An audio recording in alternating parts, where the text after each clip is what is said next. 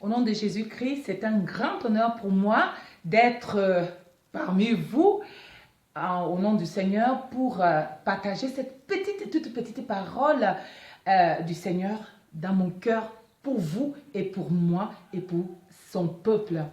En fait, le Seigneur me conduit dans une exaltation aujourd'hui dans 1 Roi chapitre 3 à partir du verset 16 jusqu'au verset 28, autant pour moi. Vous vous souvenez des deux prostituées qui faisaient la prostitution et puis elles sont tombées enceintes. Une accouche et l'autre accouche 3 jours plus tard.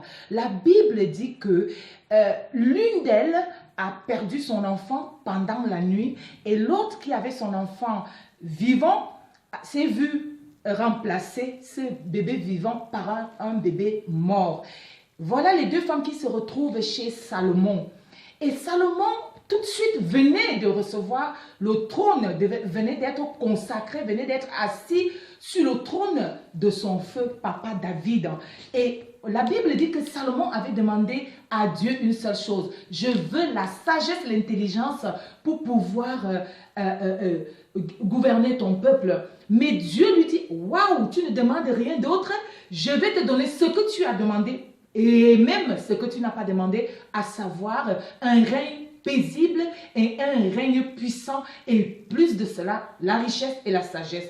Voilà, c'est Salomon qui est encore dans ses réjouissances de cette consécration de son règne. On lui amène un problème compliqué, très compliqué. Vous savez, voici les deux bébés qui n'ont pas de marque naturels dans leur corps, on ne peut donc pas les distinguer, mais on voit que un est vivant et l'autre mort. Mais qu'est-ce qui se passe par là? La Bible m'enseigne et l'Esprit me dit, cette femme, une d'elles a vu, vous savez, elle a vu ce bébé, comment la femme écrasait son bébé, comment la femme tuait son bébé, comment la femme remplaçait son enfant. Le problème est que elle a vu tout ça, mais elle n'a pas pu réagir. Mon frère, on vient chez toi, on change tes enfants, on change leur destinée, on change tout. Tu vois en rêve, tu vois par une prophétie ou une vision ouverte ou fermée, mais tu n'as pas le pouvoir de stopper cela. C'est ça qui m'amène à vous parler ce matin, à vous dire, il y a des gens qui ont des visions.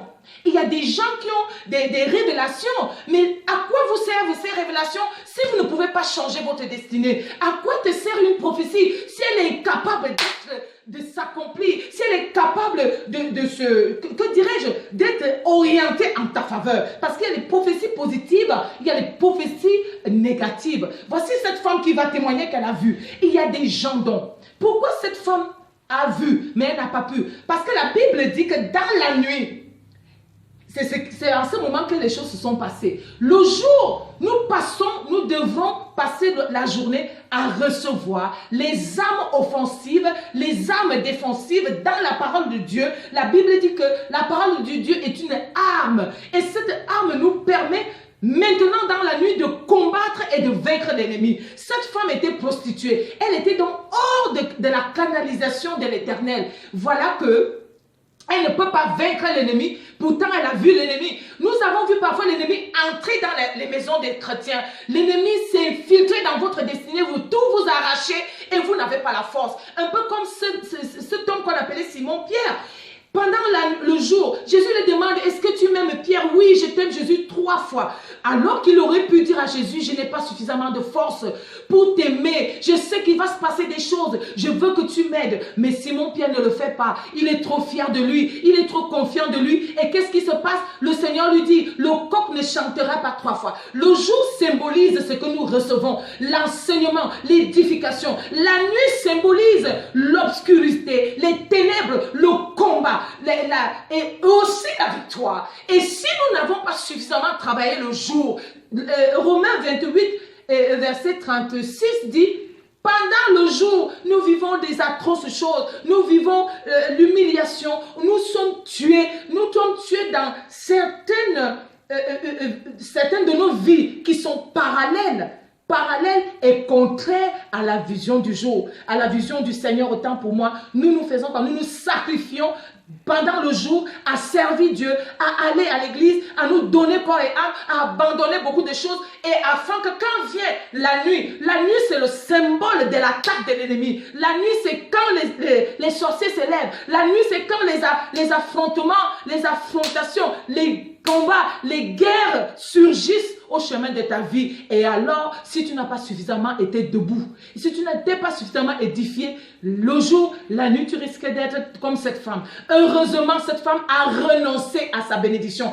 Elle dit, Seigneur, je pouvais renoncer à cette bénédiction afin de recevoir ou autre chose. J'ai reçu une leçon et la Bible dit, nous devons renoncer à un moment donné à certaines bénédictions. Renoncer à cette bénédiction qui risque de vous amener quelque part où il n'y a pas d'issue. Renoncer à certaines choses parce que nous devons reconnaître qu'il y a des choses que nous avons faites dans l'ignorance. Il y a des choses que nous avons faites dans le péché qui peuvent nous conduire à des voies sans issue. Et voici cette femme a dit, oh, je préfère renoncer à mon bébé. Je préfère voir mon bébé vivant entre les mains d'une autre femme que de la voir mort. Aujourd'hui, nous devons avoir les douleurs dans nos entrailles comme cette femme, les douleurs de l'œuvre de Jésus pour pouvoir renoncer à nous, à notre moi, renoncer à ce qui nous avantage, renoncer à ce qui nous bénéficie pour prêcher l'évangile, pour aller face à Dieu, pour pouvoir avoir la victoire dans la nuit. Je vous aime. Au revoir.